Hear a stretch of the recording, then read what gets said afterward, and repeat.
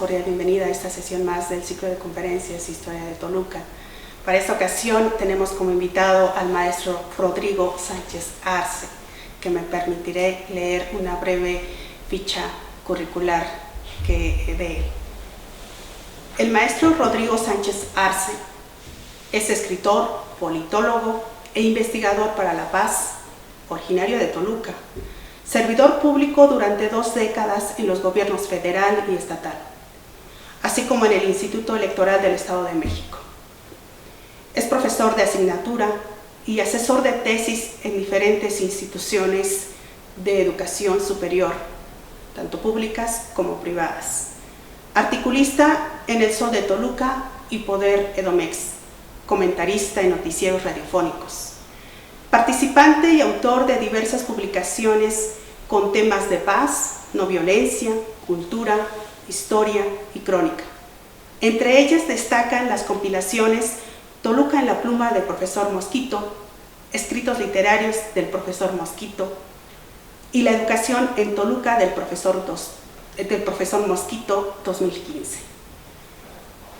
Así como Retratos de una revolución, José María Luis Mora y la independencia de México en el año 2012.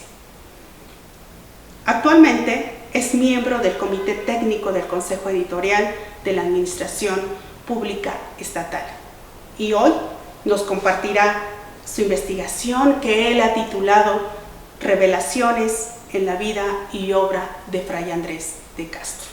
Cedemos la palabra al maestro Rodrigo. Adelante. Hola, muy buenas tardes. Agradezco mucho la invitación a Mati Arteaga, directora del Archivo Histórico de Toluca, para presentarme en este ciclo legendario de conferencias de los martes que se da cada año desde hace 20 años. Y bueno, pues me toca el gusto y el honor de presentar un tema que he venido trabajando desde hace un lustro y que es precisamente la vida de alguien aquí en Toluca festejamos, celebramos, conmemoramos y apreciamos mucho, un personaje de hace más de 4 siglos, que es Fray Andrés de Castro, el gran apóstol de los matlacincas de Toluca, el gran evangelizador. Pero así como le reconocemos estas virtudes al santo varón, pues también debemos decir que es un gran desconocido, sobre todo porque pues básicamente lo conocemos a partir de la biografía que nos dejó uno de sus compañeros franciscanos, que es Fray Jerónimo de Mendieta, y que se considera ha sido prácticamente el único biógrafo original, el único biógrafo que conoció a Fray Andrés de Castro. Voy a pasar una serie de láminas para ir teniendo un guión con cual platicarles esta biografía de Fray Andrés de Castro, para hacerles además algunas revelaciones que he encontrado, algunos datos nuevos que realmente han sido desconocidos y que pues hoy tengo la fortuna de sacarlos a la luz en este ciclo de conferencias de los martes de Historia de Toluca. ¿Qué sabemos de Fray Andrés de Castro? Bueno, pues ya lo dije, Fray Jerónimo de Mendieta fue su primer biógrafo.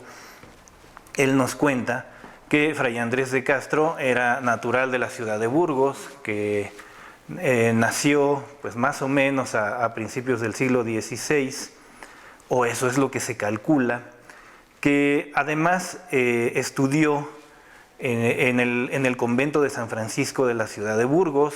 Su formación de noviciado franciscano la hizo ahí, que posteriormente pasó a Salamanca, que era de una familia noble, que siempre fue dado a las virtudes, Fray Andrés de Castro, que escuchó algunos sermones de los más grandes predicadores de su época, que pasó con la expedición de Fray Jacobo de Testera en 1542 aquí a la Nueva España, que aprendió el idioma náhuatl llegando y después entrando al Valle de Toluca aprendió el matlacinca y así se convirtió en el gran evangelizador de los matlacincas, no solo de Toluca, sino de toda esta tierra, de toda esta comarca.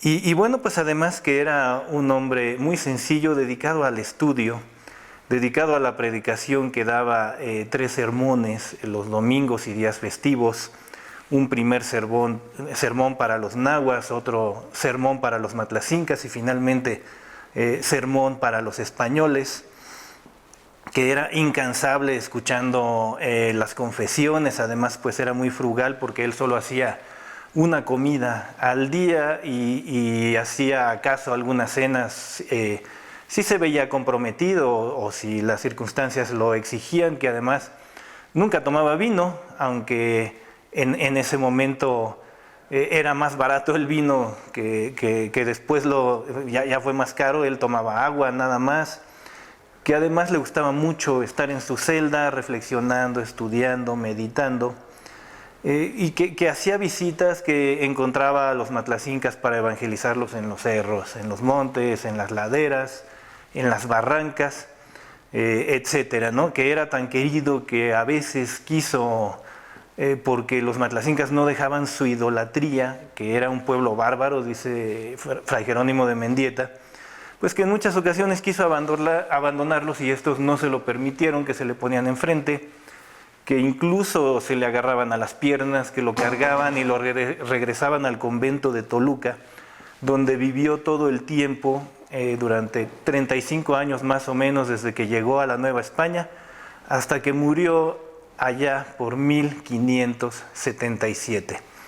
Básicamente estos son los datos que conocemos de Fray Andrés de Castro. Sin embargo, a partir de su muerte, quiero empezar yo a contar mi propia historia, mi propia biografía, porque pues ha tenido sus vericuetos, ha tenido sus caminos propios, y la verdad es que Fray Andrés de Castro, después de su muerte, no fue tan conocido en Toluca como hubiéramos querido. Fray Jerónimo de Mendieta es uno de los grandes cronistas y escritores de la evangelización de la Nueva España. Como sabemos, él tiene su magna obra, Historia Eclesiástica Indiana. Sin embargo, también fue una obra poco afortunada. ¿Por qué? Fray Jerónimo terminó de escribirla más o menos allá por el año 1597 y resulta que envía para su publicación una copia a sus superiores a España, y aquí en México le da otra copia a uno de sus discípulos, Fray Juan Bautista, también para que la publique. Mendieta muere en el año 1604, pero su Historia Eclesiástica Indiana no ve la luz. ¿Qué pasó? Pues a lo mejor allá en España se perdió, se les traspapeló, la archivaron, no sabemos bien por qué no la imprimieron en ese momento.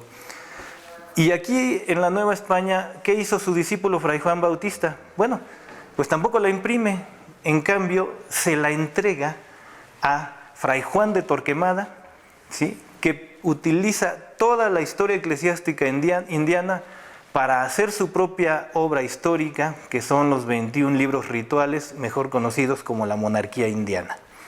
Este libro se publica en el año 1615 y ahí aparece por primera vez publicada la biografía de Fray Andrés de Castro.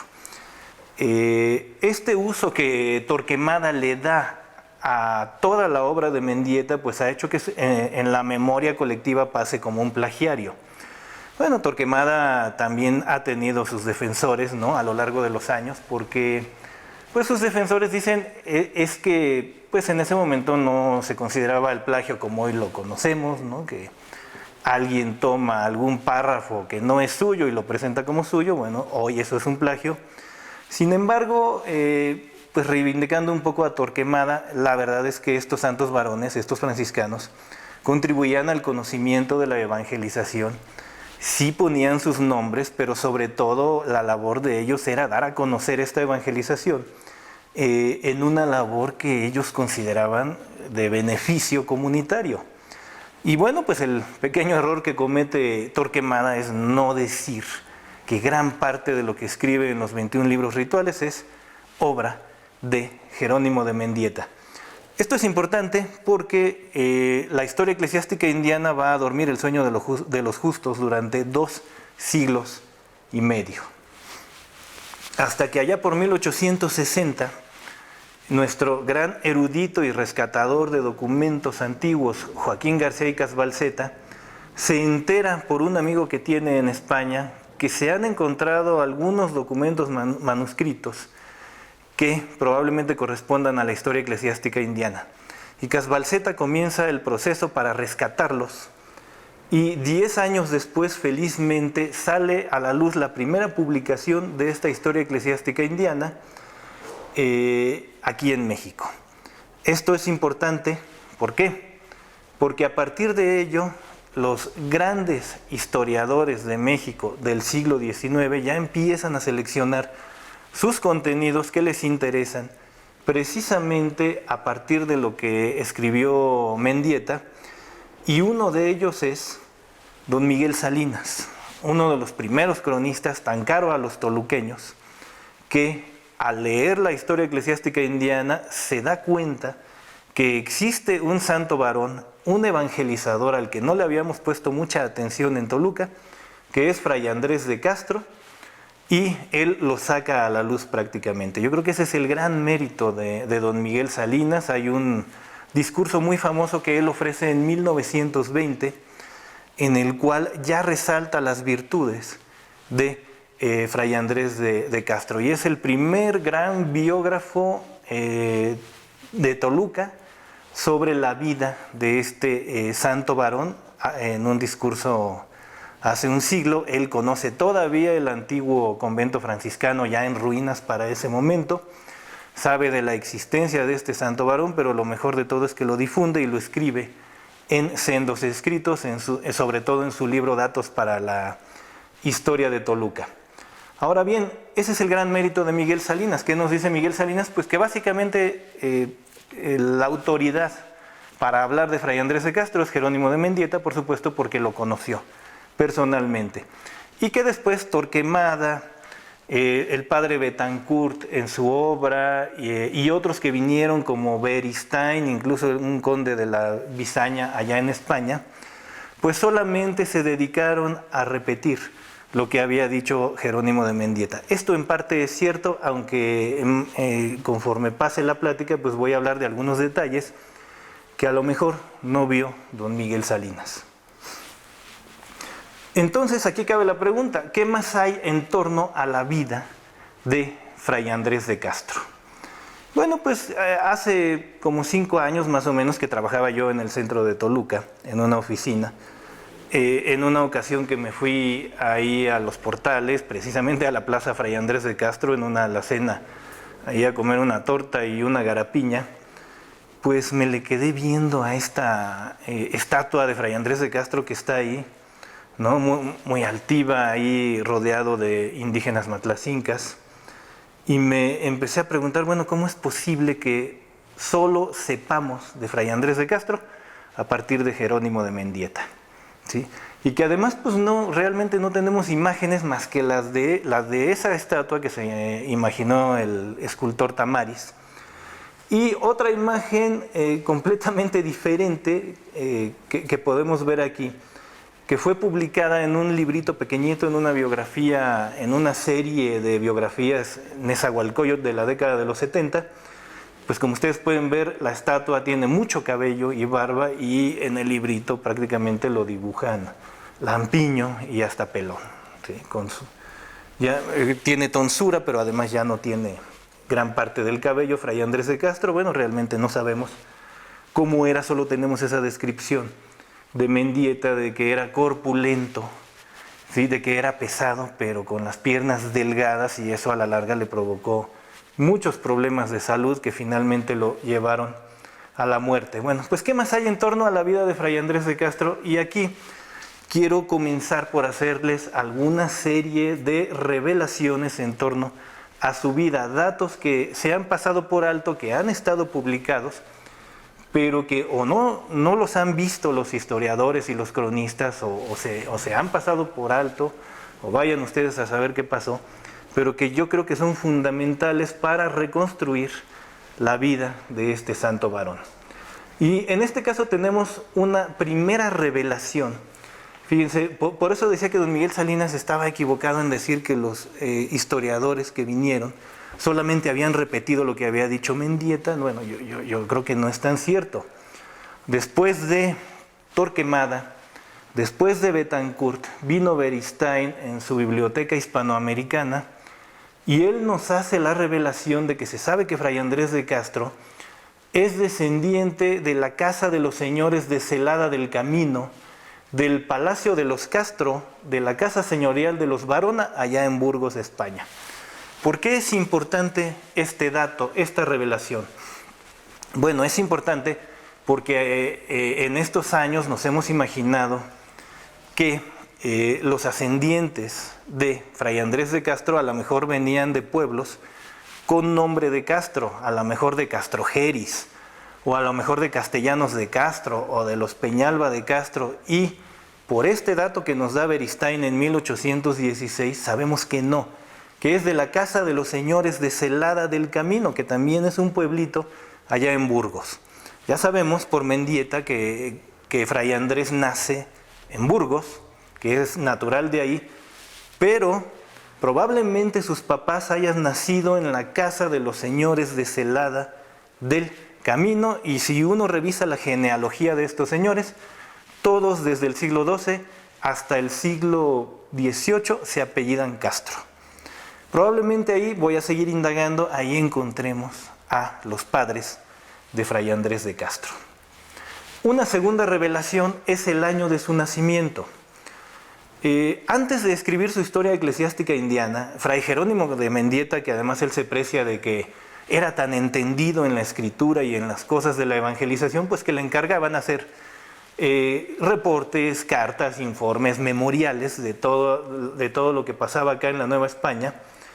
Él así lo presume, y fíjense que hay unos memoriales escritos por Mendieta en el año de 1570, cuando Mendieta sale de la Nueva España, unos años se va para España, se va a recluir por problemas de salud allá en Vitoria, de donde es natural Mendieta, y ahí escribe un memorial para sus superiores que tienen fecha de 20 de noviembre de 1570 y que nos dice la edad exacta de Fray Andrés de Castro.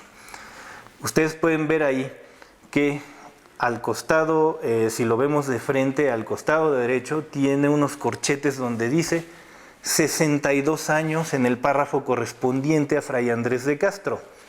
¿Qué significa esto? Mendieta, al dictar este primer párrafo sobre la vida de Fray Andrés de Castro, pues él nada más dice que es de más de 60 años. Pero tiene un ayudante, un escribano, que le ayuda a transcribir todo lo que él dicta, que probablemente sea Fray Francisco de Álvarez, porque él dice que está presente en estas transcripciones, que al lado del párrafo le pone 62. Y la explicación es que esas son las edades correctas de cada uno de estos santos varones que reseña Jerónimo de Mendieta. Es como una primera lista que ya después va a completar en la historia eclesiástica indiana, pero este dato tan importante lo han pasado por alto todos los historiadores, tanto españoles como mexicanos, que han hablado de Fray Andrés de Castro, y ya nos permite calcular su edad. Si esto fue firmado el 20 de noviembre de 1570, haciendo una resta aritmética simple, menos 62, tenemos que Fray Andrés de Castro nació en el año de 1508. Y así ya podemos fijar ese año de su nacimiento y podemos darle la razón a todos aquellos que decían que habría nacido a finales de la primera década del 16 o principios de la segunda, de tal manera que para cuando llega Fray Andrés de Castro aquí a la Nueva España ya tiene 34 años, como dice Miguel Salinas, cuando llega aquí era de 30 años o más. Bueno, pues ahí está, una revelación. Bueno, pues a partir de definir el año de nacimiento de Fray Andrés de Castro, ya podemos hacer otros cálculos, ya podemos más o menos establecer en qué tiempos hizo algunas de las actividades que nos cuenta Fray Jerónimo de Mendieta, ¿no? Cabe aclarar que Burgos, la ciudad de Burgos, en 1515 se convierte en provincia, Esto es muy importante porque había un franciscanismo vivo ahí en Burgos, muy importante. Además se dice que el propio santo Francisco de Asís fundó la misión de Burgos. Esto es una tradición oral que se maneja, pero es importante para saber que el franciscanismo, ahí donde nació Fray Andrés de Castro, fue muy importante. De tal manera que podemos calcular que él habrá entrado a su formación franciscana al convento de Burgos más o menos en 1520, si consideramos que los mozos entraban entre los 10 y los 12 años, tal vez hasta los 14, a su primera formación como novicios. Podemos calcular también que después de hacer su año, ¿no?, de probación, como dice Mendieta, y luego de estudiar entre 6 a 9 años artes y teología, ya podemos establecer que muy probablemente la década de 1520 fue para Fray Andrés de Castro la de formación y la de comienzo como profesor o maestro de novicios. Y después también nos dice Mendieta que estuvo durante 4 o 5 años en Salamanca, que ahí abrevó de predicadores tan famosos y tan importantes como Fray Andrés de Vega y su libro de sentencias, Fray Francisco del Castillo, Fray Alonso de Castro, este último además considerado el padre del derecho penal allá en España. Es decir, que habría tenido una muy buena formación Fray Andrés allá en Salamanca, y esto habría sido aproximadamente en el primer quinquenio de la década de 1530, que probablemente luego Fray Andrés habrá regresado a Burgos y se habrá dedicado a predicar, que era básicamente lo que hacían allá en España los frailes franciscanos después de terminar su formación, porque pues todos son cristianos allá en el viejo mundo y no hay mucha tela de donde cortar en materia de evangelización, así que se dedicaban a predicar y a seguir fomentando la llama del cristianismo en los fieles. Y así llegamos ya al comienzo de la década de 1540, en que aquí aparece un personaje fundamental en la vida de Fray Andrés de Castro, que es Fray Jacobo de Testera, este santo varón, otro franciscano, que llega a la Nueva España allá por 1529, que en sus primeras labores acompaña al primer obispo de México, Fray Juan de Zumárraga, pero que pronto se aburre de estar de acompañante y prefiere irse mejor a evangelizar a Michoacán y a otras comarcas. Pero el crecimiento de Fray Jacobo de Testera es muy importante porque fue aquí custodio, fue aquí provincial de la provincia del Santo Evangelio de México, que se funda en 1536. Entonces Testera pues, se convierte en autoridad franciscana y es llamado en 1541 para la reunión regular que tienen los franciscanos en el mundo, sobre todo allá en Europa, para el capítulo de Mantua, se le llama, Mantua, Italia. Asiste Fray Jacobo de Testera y ahí se le instruye reclutar misioneros para traer al Nuevo Mundo, para traer a América. Hace una gran labor de reclutamiento, Fray Jacobo de Testera, se le autorizan 150 misioneros.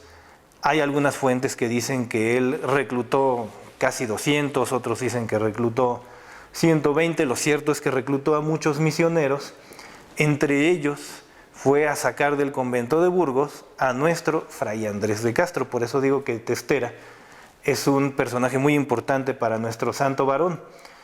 Y bueno, entre 1541, 42 y tal vez hasta 43 fueron pasando a América todos estos santos varones reclutados por Fray Jacobo de Testera, entre ellos nombres tan importantes, aparte de Fray Andrés de Castro, como Francisco del Toral, Juan de Béjar, Lorenzo de Bienvenida, Pedro de Betanzos, Francisco de Bustamante, Antonio de Huete y algunos otros. Y aquí viene una nueva revelación, porque pues ya sabemos que Castro pasa a la Nueva España en 1542, todavía no sabemos bien cuándo, pero hay algunos documentos del Archivo General de Indias que nos pueden indicar algunas pistas y nos puede dar alguna nueva revelación sobre cuándo pasó Fray Andrés de Castro aquí a la Nueva España. Hay un documento del 19 de julio de 1542, una real cédula a los oficiales de Sevilla para que den matalotaje a 8 frailes franciscanos para pasar a Nueva España. Esto lo pide Fray Jacobo de Testera. ¿Por qué es importante este documento? Porque nos indica que esos 150 que habría reclutado Testera no pasaron todos juntos, no es que se hubiera arrendado algún barco especial para que se fueran todos como hermanos frailes menores, para que se vinieran acá a la Nueva España, sino que los fue mandando Testera conforme tuvo disponibilidad de estos frailes. Y en este caso, pues es un viaje de 8 frailes que él pide matalotaje para ellos. Y del 19 de julio del 542 nos vamos al 25 de agosto, una real cédula a los oficiales reales de Veracruz para que provean de bestias a los religiosos franciscanos que ha enviado Testera para que puedan trasladarse a México con sus ropas y libros. Esto es importante porque pues a lo mejor uno piensa que siendo frailes franciscanos llegaban a Veracruz y vámonos caminando hacia la Ciudad de México. Sí, es muy probable que eso pasara, pero ¿qué pasaba con sus pertenencias? Que aún siendo franciscanos, pues las tenían, sobre todo libros, y pues necesitaban algunos animales de carga, si no para cargarlos a ellos, pues sí a lo mejor para cargar sus pertenencias. Y finalmente, una carta real del 29 de agosto de 1542, a los oficiales de la Casa de Contratación de Sevilla sobre la gestión de Testera para que provea a los religiosos de su orden al llegar a Veracruz de caballos. Ya en agosto había enviado Testera a estos 8 religiosos. No hemos encontrado más documentos sobre otros viajes con frailes que haya enviado Testera. Estos son los únicos documentos que hemos encontrado. Me parecen importantes porque si en estos 8 frailes iba Fray Andrés de Castro, pues ya en algún momento podemos tener el dato de cuándo llegó realmente a la Nueva España, mientras lo que podemos hacer es calcular que si Fray Andrés de Castro se embarcó entre julio y agosto rumbo a la Nueva España, que más o menos en aquella época los viajes transatlánticos duraban 3 meses, incluso si le iba mal a la embarcación, como en la que se vino Mendieta, que el viaje duró 4 meses. Bueno, pues ya podemos saber que Fray Andrés de Castro llegó a la Nueva España más o menos por ahí entre noviembre, finales de noviembre del año 542.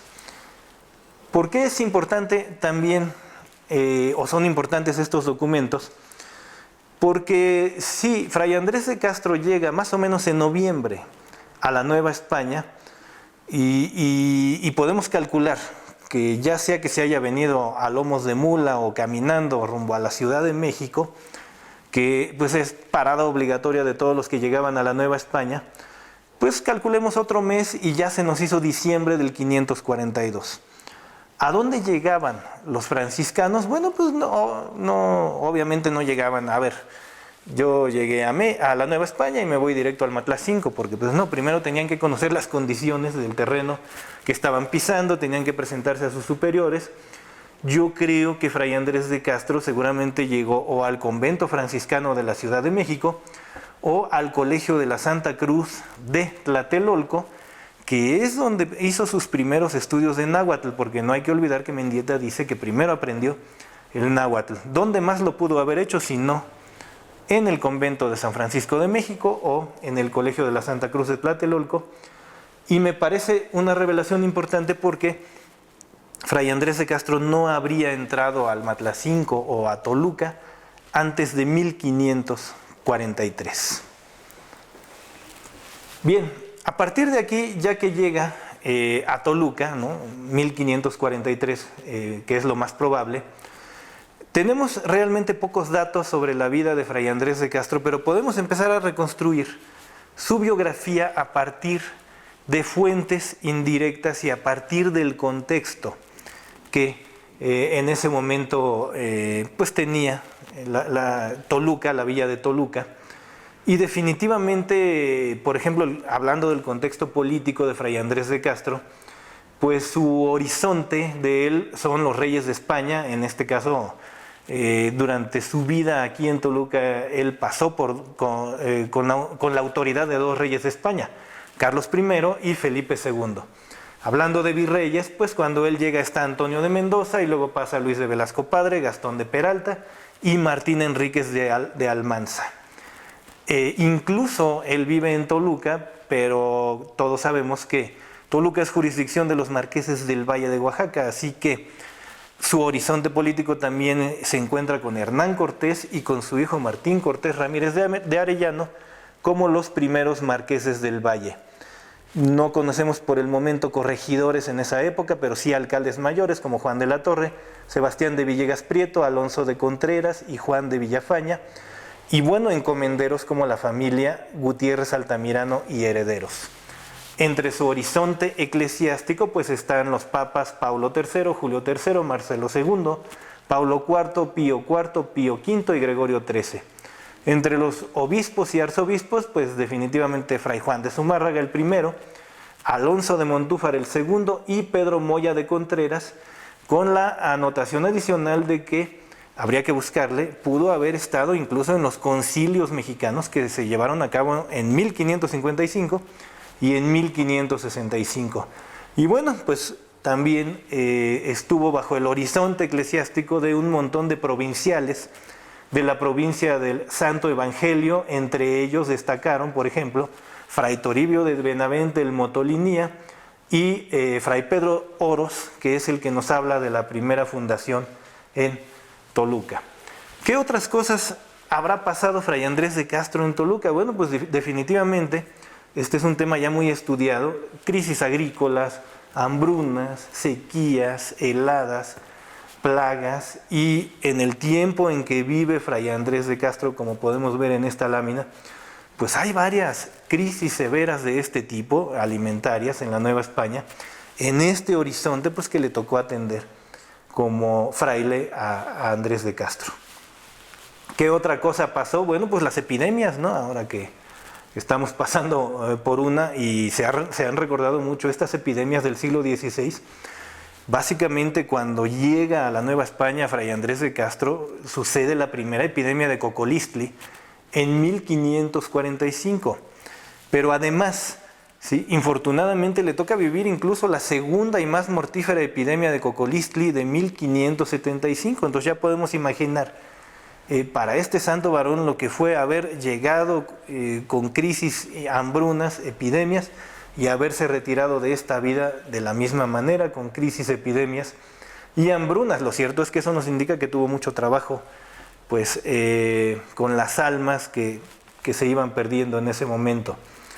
También pues podemos inferir, como lo han hecho muchos autores, que él visitó todo el Matlacinco. Básicamente este Matlacinco que podemos ver en este mapa, que abarca prácticamente todo el Valle de Toluca, una parte de Michoacán y una parte de lo que hoy es el estado de Guerrero. Por supuesto podemos pensar que caminó todo eso, y por supuesto también podemos pensar que regularmente acudía a los pueblos matlacincas de la ciudad de Toluca. Hay que recordar que en Toluca no solo vivían los matlacincas, también vivían los otomís, vivían los nahuas, porque desde las conquistas anteriores al Matlacinco se les había dado tierras, ¿sí?, a estos grupos prehispánicos, y seguían viviendo en Toluca. Esto me permite también pensar que para Fray Andrés no era desconocido un idioma como el otomí, que necesariamente, bueno, pues el otomí y el matlacinca tienen muchas correspondencias, así que seguramente, y aunque no lo dice Mendieta, a Fray Andrés también le tocó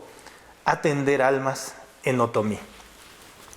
Hablando del paisaje natural, pues a Andrés de Castro le toca necesariamente ver cotidianamente, por un lado, el río Chignautenco, que hoy conocemos como Verdiguel, y el Nevado de Toluca. Seguramente esa era su imagen de todos los días y también lo influye. Desafortunadamente también un tema como los despojos e invasiones de tierras, los abusos de encomenderos y estancieros, los repartimientos. Incluso hay una carta de Fray Francisco de Guzmán de 1551 en donde este fraile, que después se va a trabajar a la frontera chichimeca, denuncia ya desde ese año pues todos estos despojos que hacían los españoles.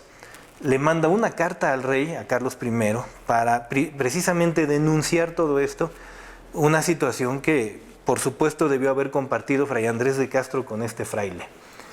Incluso para paliar un poco los daños, ¿no?, a los solares de siembra de los indígenas, sabemos que se construye la llamada Cerca General de 40 kilómetros a ambos costados del río Lerma o Chignahuapan, y que en ese horizonte también Fray Andrés de Castro debió haber visto la construcción de esta gran cerca.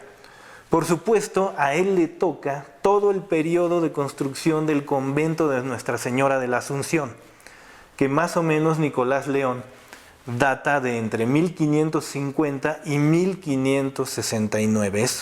Por supuesto, Fray Andrés es uno de los grandes impulsores de la construcción de este primer convento, más bien segundo convento franciscano de Toluca. Hay que recordar que el primero fue el de la Santa Cruz de los Otomites, que habrá empezado a construirse allá por el segundo quinquenio de la década de 1520. ¿Qué otra cosa importante con respecto a Fray Andrés? Bueno, pues que sabemos por Mendieta que él escribió un arte y vocabulario en lengua matlacinca, una doctrina cristiana, catecismo y sermones para todo el año. El vocabulario en matlacinca lo escribe a partir de contar con un tomo del diccionario náhuatl, del vocabulario náhuatl de Fray Alonso de Molina, y entonces a lo que ya estaba impreso, Fray Andrés de Castro le va escribiendo su correspondencia con los términos en matlacinca. Este es un tema ya muy estudiado por lingüistas y antropólogos, ¿no?, como Doris Bartolomeu, Roberto Escalante, Marciano Hernández, Edna Teresita Pascasio, que nos han dado grandes tratados sobre esta escritura en matlacinca de Fray Andrés de Castro. Sin embargo, aquí probablemente tengamos otra revelación, porque hay un fraile menor español, Abad Antolín, que nos dice que entre el sermonario había como 44 sermones, entre ellos 4 introductorios, 10 sobre los mandamientos, 14 sobre penitencia, 1 de creación y mundi, y 15 morales y de festividades. ¿Qué significa esto? Que de los escritos de Fray Andrés de Castro todavía nos hace falta mucho por saber, porque hay más de 40 escritos, sermones que no conocemos, y esta es otra revelación, aunque esta solamente la he visto de un historiador español. No tengo por el momento más bases para decir de dónde saca esto, pero la versatilidad en la escritura de Fray Andrés de Castro es muy grande y desafortunadamente no la conocemos. Por otro lado, pues también podemos decir que Fray Andrés, ¿no?, y esto lo dice Mendieta, luchó contra la idolatría. Sí, pero ¿contra cuál idolatría? Pues necesariamente aquí aparece que los matlacincas todavía veneraban al dios Coltzin, o el que conocemos como Tolo de Toluca, que además lo veneraban todavía en el Cerro del Toloche, ¿no? Digo, esto no es desconocido para nadie, porque todavía don Luis González y González en sus escritos históricos nos habla de que a mediados del siglo XIX la gente seguía teniendo en sus casas regularmente detrás de las cruces sus ídolos prehispánicos a los cuales seguían venerando. Por supuesto, la veneración se veía por todo el Matlacinco, la idolatría más bien, ¿no?, incluyendo Calixtlahuaca, Teotenango y otros lugares. Bueno, pues esa es la idolatría contra la que luchó también Fray Andrés de Castro. En 1556, Fray Jerónimo de Mendieta llega al convento de Toluca. Él había llegado 2 años antes a la Nueva España, pero estará 6 años en este convento de Toluca. Es ahí donde se da precisamente la relación con Fray Andrés de Castro, una relación muy importante. Yo no diría que Mendieta influyó a Castro, sino más bien que fue al revés, y que gracias a todo lo que dejó escrito Mendieta es que también podemos conocer el pensamiento de Fray Andrés de Castro. voy a ver otro aspecto más adelante. Ahorita quisiera mencionar este tema del milenarismo, en el que se formaron todos los franciscanos del siglo XVI, a partir de las enseñanzas de Joaquín de Fiore, en que decían ellos que tenían que realizar la utopía para que llegara el juicio final. Y una vez que llegara el juicio final, pues Dios estaría reinando sobre este mundo. Y los franciscanos precisamente llegaron aquí a la Nueva España pensando en que aquí iban a hacer su utopía milenarista. Por supuesto, Fray Andrés de Castro no debió haber sido ajeno a eso, se debió haber formado también con las enseñanzas no solo de Joaquín de Fiore, sino también de Erasmo, de Santo Tomás Moro y algunos otros, y probablemente esa fue la influencia conjunta que tuvieron en estos 6 años Mendieta y Fray Andrés de Castro.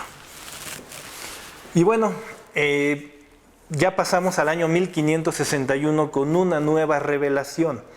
Hay un documento del Archivo General de la Nación donde se hace la primera mención del fraile, y es una primera mención que no es de Fray Jerónimo de Mendieta, cosa que se me hace muy importante. Este documento del Archivo General de la Nación, del ramo de Mercedes, una estancia otorgada a Juan Ramírez en Alfajayuca, donde se establece que los matlacincas iban a ser congregados en el pueblo de Metepec.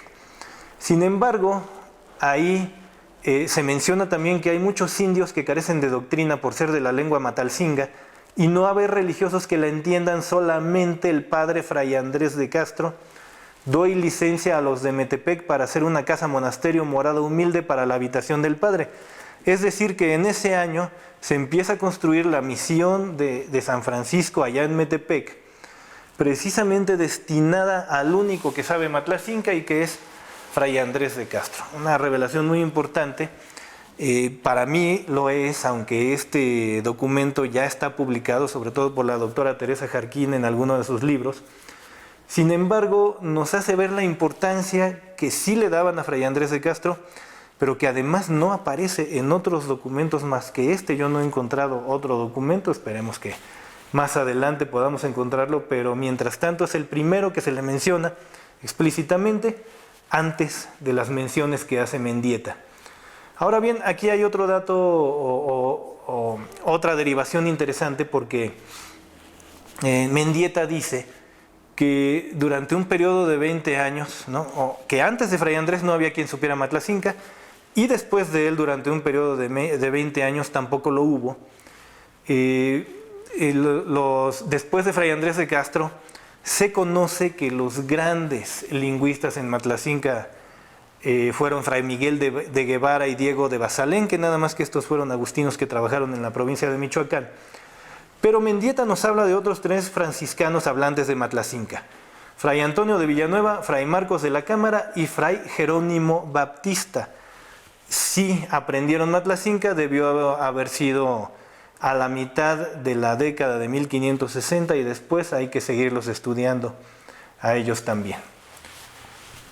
Damos otro salto, ¿no? Hay una carta del 20 de enero de 1570, esta no la pongo como revelación porque es más conocida. Una carta en donde el provincial del convento de Toluca y los definidores, entre ellos Fray Andrés de Castro, firman avalando una carta de 4 años y medio antes que hizo Mendieta, del 8 de octubre de 1565. Ellos el 20 de enero de 1570 avalan esta carta de Mendieta con todo lo que dice ahí. ¿Y qué es lo que dice ahí? Pues precisamente lo que dice Mendieta es las vejaciones que hacen los españoles, herederos de conquistadores y encomenderos, a los indígenas, y que por ellos no se puede realizar la utopía milenarista de los franciscanos. Y es importante este refrendo de la carta que hacen, porque es donde tenemos precisamente la firma autógrafa de Fray Andrés de Castro, que entonces era primer definidor del convento de San Francisco de Toluca. Que esto comprueba también lo que decía Mendieta, de que no quiso ser guardián del convento de Toluca, pero sí muchas veces definidor, y ya podemos saber que al menos en enero de 1570 Fray Andrés de Castro era definidor del convento, y además ahí está su firma autógrafa. Antes de su muerte de Fray Andrés hay una pista más también bastante conocida, y es que dentro del convento franciscano había pinturas, había retablos con inscripciones. Hay un testimonio de Melchor Carrasco del año 1575 que dice que cuando fue renovada la capilla de la Santa Cruz de los Otomites, predicaron el padre guardián Pedro de la Santísima y Fray Andrés de Castro, instructor de los matlacincas, y se administró en ella la Sagrada Comunión. Ello es importante, ¿por qué? Porque aquí también se menciona en un documento aparte de Mendieta la existencia de Fray Andrés de Castro, pero sobre todo se establece con este dato que más o menos, si no es lo que dice Nicolás León de 1569, el convento de Toluca se habría terminado unos años después, por ahí de 1575. Estas pinturas, estos retablos existieron durante mucho tiempo y desafortunadamente hoy están perdidos, aunque contamos con estos testimonios, pero sí hubieran sido muy valiosos para conocer al menos la figura antigua de Fray Andrés de Castro. Ojalá algún día tengamos documentos que reflejen estas imágenes. Bueno, la última revelación es que Fray Andrés de Castro fallece a los 69 años, el 14 de diciembre de 1577. Miguel Salinas habla de que puede ser algún mal cardíaco o algún mal renal el que lo aquejó. Finalmente, con el dato que hemos establecido del año de nacimiento y su fecha de muerte, pues podemos saber o calcular que tenía 69 años al 14 de diciembre de 1577. Que por cierto, este año de su muerte lo da el padre Betancourt en su Menologio franciscano, allá por 1697, cuando seguramente ya existía la inscripción con el dato de la muerte de Fray Andrés de Castro. Y finalmente cabe preguntarse dónde están los restos de Fray Andrés de Castro. Hay varios mapas, ¿no? Alrededor del templo se ha establecido que la parte que hoy es el Portal Reforma y la calle de Bravo y un pedazo de lo que es la Plaza Fray Andrés de Castro era cementerio, pero también hacia el otro lado de lo que hoy es la catedral era cementerio. De lo que va de la catedral pasa por el Palacio Municipal de Toluca y hasta la Santa Veracruz, eso también era cementerio. Sin embargo, aquí es también Miguel Salinas el que nos da un dato importante y dice que Fray Andrés de Castro se habría inhumado, lo habrían enterrado en un terreno en que luego se abrió la calle de la Concordia. ¿Qué significa esto? Bueno, pues en este mapa, calculándole, podemos ver que la calle de la Concordia corresponde a lo que hoy es la calle 5 de febrero. Podría estar por ahí el cuerpo enterrado de Fray Andrés de Castro, tal vez nunca lo sabremos, pero este dato nos indicaría que no estaría más cercano a la catedral, a lo mejor debajo de lo que hoy es la Vaquita, que a lo mejor no estaría debajo de lo que hoy es el Palacio Municipal. Insisto, tal vez nunca lo sabremos, pero que probablemente el lugar correcto sea esta calle de la Concordia o hoy 5 de febrero.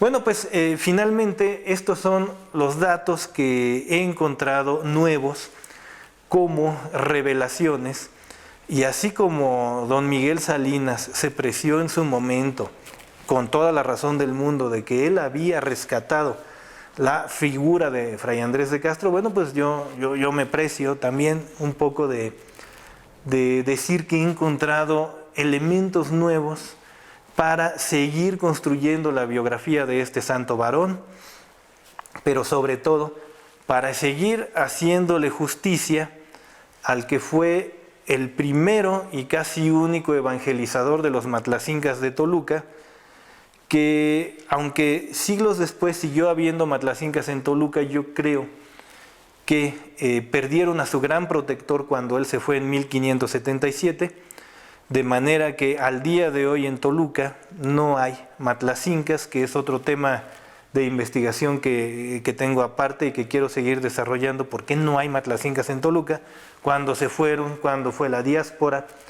Pero yo creo que sí el empuje y la protección de los matlacincas en Toluca se perdieron a partir de que él fallece en 1577 y bueno, no digo que sea cosa mala, pero a partir de ese momento comienza ya la preeminencia de los otomís aquí en Toluca. Y bueno, pues eso es lo que les puedo contar de Fray Andrés de Castro. Yo pues, estoy a sus órdenes para responder algunos cuestionamientos, algunas dudas, algunas preguntas, incluso recriminaciones y correcciones que me quieran hacer. Pues les agradezco mucho su atención, no sin antes volver a agradecer a Mati Arteaga, la directora del Archivo Histórico de Toluca, la invitación para poder presentarles en público estas revelaciones sobre la vida de Fray Andrés de Castro. Muchas gracias.